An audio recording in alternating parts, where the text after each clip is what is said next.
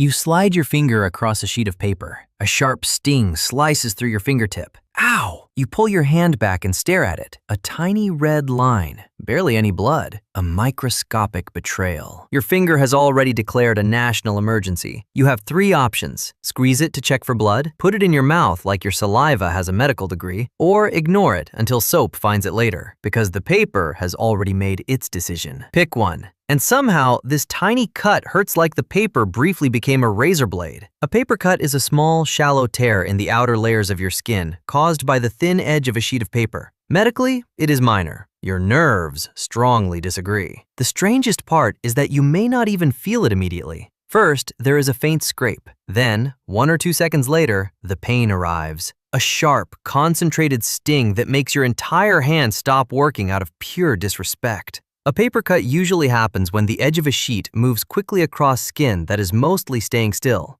Maybe you are flipping pages, opening an envelope, pulling one sheet from a tight stack, or sliding your finger along the edge because you still trusted office supplies. Because paper is extremely thin, the force becomes concentrated onto one narrow strip of skin. If your skin is dry, it is less flexible. It cannot stretch out of the way as easily, so instead of bending, it splits.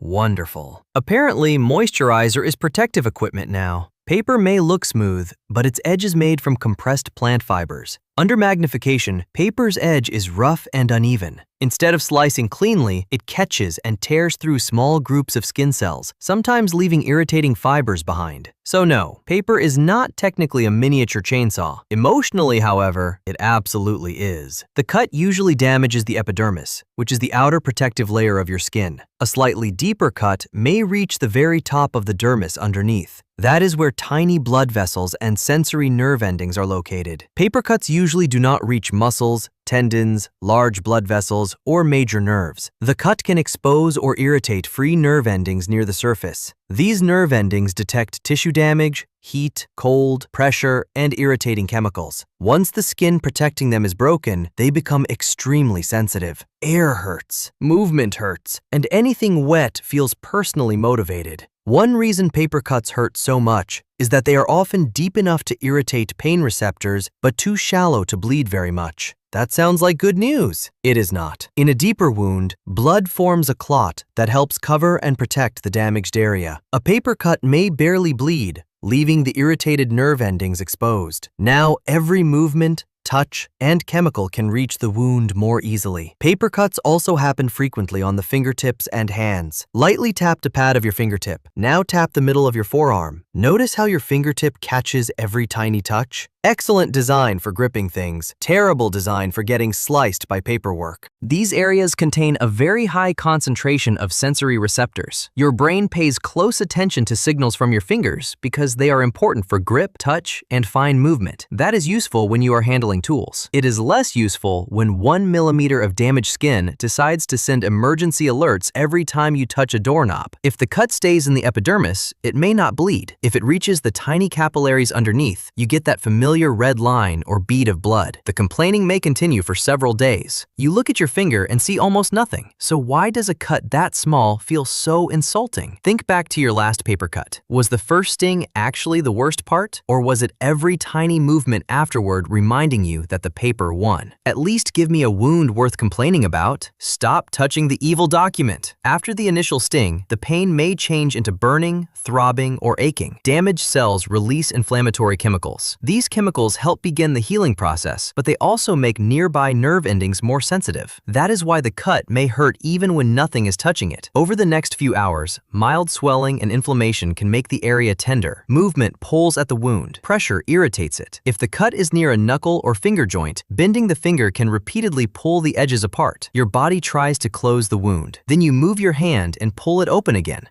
Your finger is attempting repairs while working a full-time job. Be honest, how long before you forget the cut is there? 10 seconds? Until the next time you wash your hands? Or exactly long enough to grab something salty? Make your prediction. The paper cut is waiting for its second entrance. Water and soap are especially unpleasant because the skin barrier has been broken. Substances that normally remain skin outside the body can now reach damaged cells and exposed nerve endings. Soap removes oils and dirt, but it can irritate the unprotected tissue. Salt from sweat can create an intense sting. Alcohol-based hand sanitizer irritates the wound and evaporates quickly, creating an immediate burning sensation. You apply it because you want to kill germs. Instead, it briefly kills your desire to continue existing. The body begins repairing the cut almost immediately. Inflammation clears away bacteria and damaged cells, while new skin grows across the opening. As it closes, the sharp pain may turn into tenderness, itching, or tightness. A mild paper cut may heal within 2 or 3 days. A slightly deeper one may take around 5 to 10 days. If it keeps reopening, gets dirty, or becomes infected, it can last much longer. Because the damage is shallow, permanent scars or nerve damage are extremely unlikely. The main danger is infection. Bacteria can enter through the opening, especially if the cut is left dirty. Warning signs include increasing redness, swelling, warmth, worsening pain, pus, or redness spreading away from the wound. A normal paper cut is annoying. An infected paper cut has decided to become a side quest. To treat one, rinse it with clean water, wash gently with mild soap, pat it dry, and cover it with a small bandage if it keeps rubbing against things. And please do not test it every few minutes by stretching the skin apart. Yes, it still hurts. No, the experiment did not need to be repeated. Paper cuts can be prevented by keeping the skin moisturized, especially in dry environments. Use the pads of your fingers instead of sliding the tips along paper edges. Pinch pages at the corner. Use a letter opener for envelopes. And stop running your finger along a stack of paper like you are checking whether it has developed teeth. A paper cut earns a 7 out of 10 on the simple ouch, pain, and suffering scale. Not because the damage is serious, but because one microscopic wound can interfere with typing, washing, cooking, opening doors, and existing anywhere near salt. Low damage, high suffering, maximum betrayal. Paper has been waiting for revenge.